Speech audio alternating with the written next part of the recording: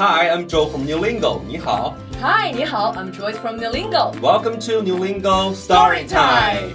Alright, so today we're going to share a story about a group of monkeys. And here we go. Yay! One day, a little monkey is playing by the well. He looks in the well and shouts, "Oh my God! The moon has fallen into the well!" An older monkey runs over, takes a look and says, "My goodness! The moon is really in the water!" An oldest monkey comes over. He is very surprised as well and cries out, "The moon is in the well!" A group of monkeys run over to the well. They look at the moon in the well and shout, "Come on! The moon did fall into the well! Come on, let's get it out!"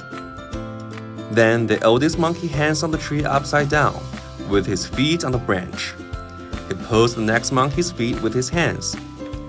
All the other monkeys follow his suit, and they join each other one by one down to the moon in the well.